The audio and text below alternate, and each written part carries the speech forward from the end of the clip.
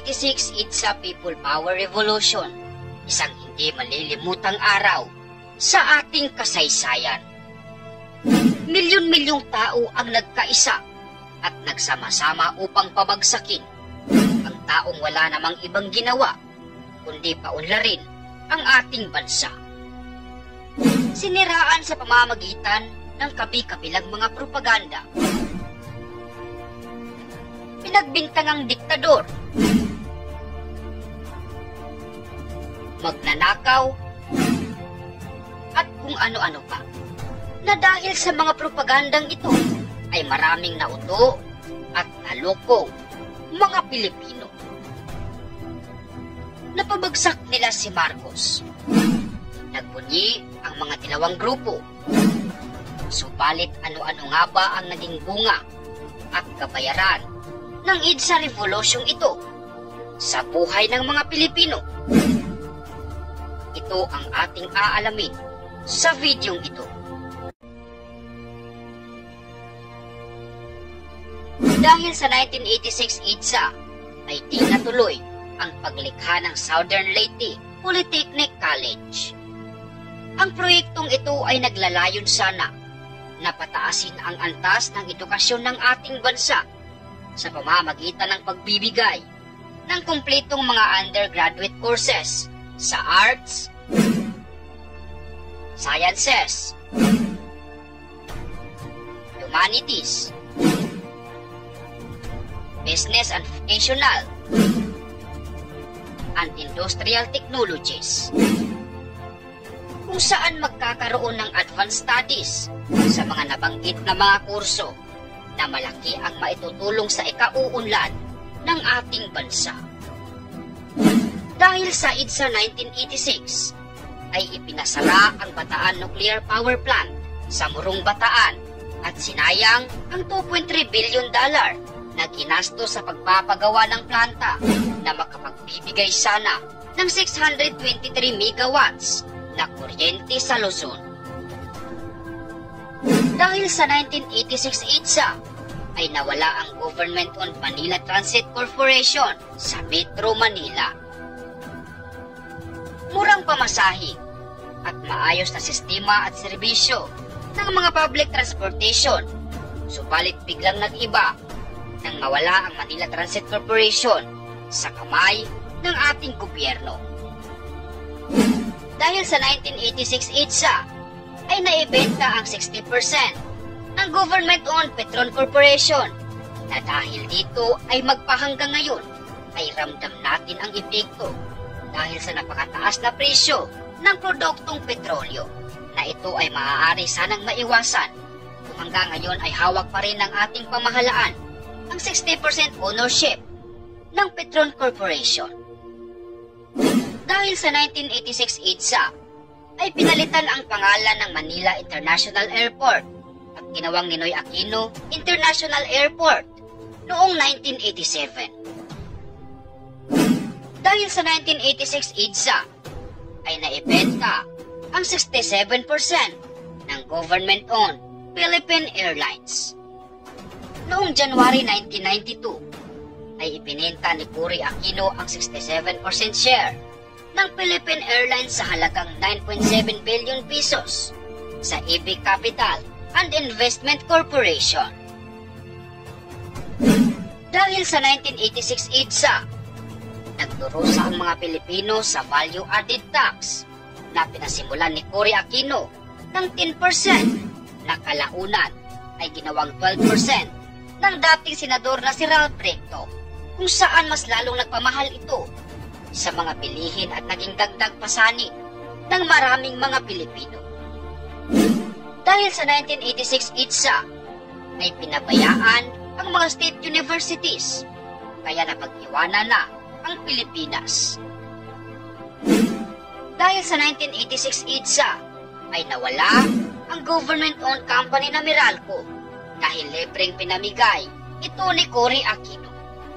Taong 1975, ang Meralco na pag-aari ng mga Lopez ay lumapit sa pamahalaan na nooy nasa ilalim ng pamamahala ni dating Pangulong Ferdinand Marcos upang humingi ng tulong dulot ng problemang pinansyal dahil sa pagkakabaon nito sa utang. June 11, 1978 ay pinili ng gobyerno ang Meralco sa halagang 1.1 billion pesos. Subalit noong maupo si Cory Aquino, ay libre lamang nitong ibinalik ang ownership ng Meralco sa pamilyang Lopez. Dahil sa 1986 EDSA, ay ibinigay ni Cory Aquino ang controlling shares ng PLDT sa mga pamangkin niyang Kuangco.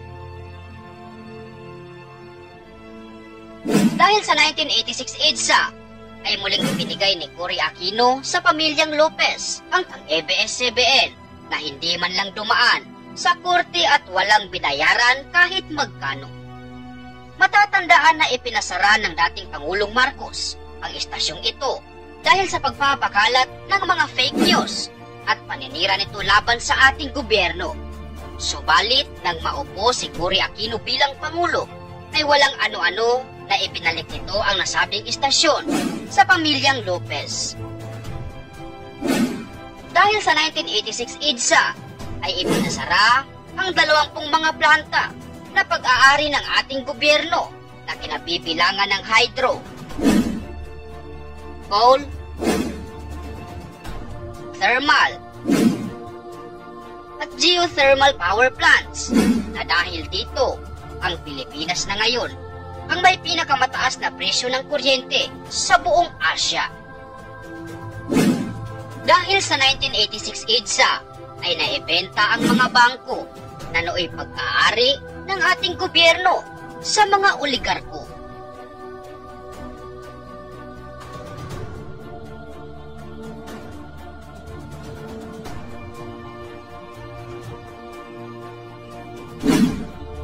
Dahil sa 1986 EDSA ay naibenta ang Bonifacio Global City. Taong 1999 ay ibinenta ni Fidel V. Ramos ang lupain ng Fort Bonifacio na ngayon ay kilala na bilang Bonifacio Global City. Ang lupain ito na nooy pag-aari ng ating gobyerno ay ibinenta ni Ramos sa isang pribadong sektor sa layunin na palakasin di umano ang ating sandatahang lakas. Subalit, hindi kailanman na isa katuparan ang pangakong ito ni Ramos hanggang sa magtapos ang kanyang termino. Isang malaking katanungan mapahanggang ngayon kung saan napunta ang bilyon-bilyong kinita ni Ramos mula sa pagbenta sa Fort Bonifacio. Dahil sa 1986 EDSA ay naibenta ang National Steel Corporation sa Iligan City. Noong taong 1995, sa panahon ng panunungkulan ni Fidel V. Ramos bilang Pangulo ng ating bansa, ay ibinenta nito ang tinaguriang Asia's largest steel factory na National Steel Corporation na pag-aari ng ating gobyerno sa wingtip of the Malaysian Westmont Group. Kaya mula sa pagiging number 1 ng Pilipinas noon bilang exporter ng bakal sa Asia, ay naging kulilat ang ating bansa mula nang maibenta ang National Steel Corporation. Matapos maibenta ni Fidel Ramos ang NSC, ay 15,000 mga Pilipino ang nawalan ng trabaho na lahat ay mga empleyado ng National Steel Corporation. Dahil sa 1986 EDSA, ay naibenta ang 61% na lupa ng Food Terminal Incorporated sa Taguig.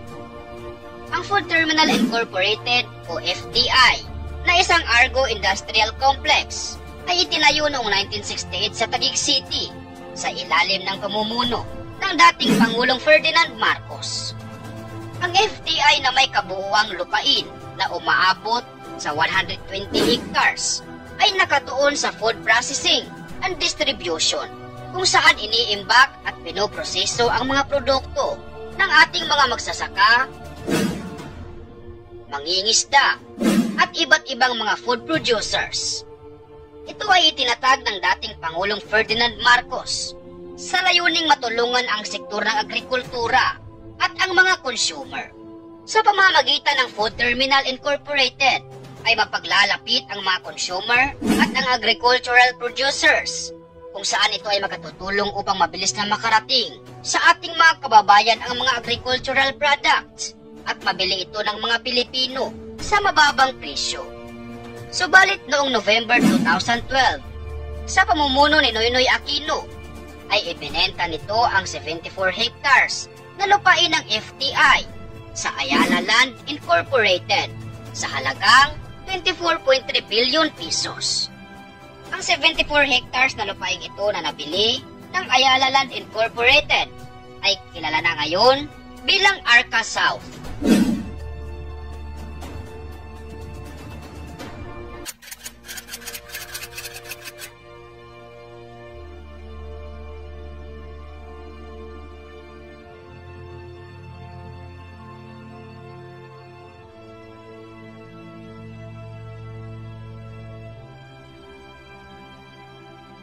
So ayun ang mga naging bunga ng EDSA People Power Revolution. Para sa inyong komento at reaksyon, ay mag-comment lang kayo sa ating comment section. Hanggang dito na lamang para sa video natin ito.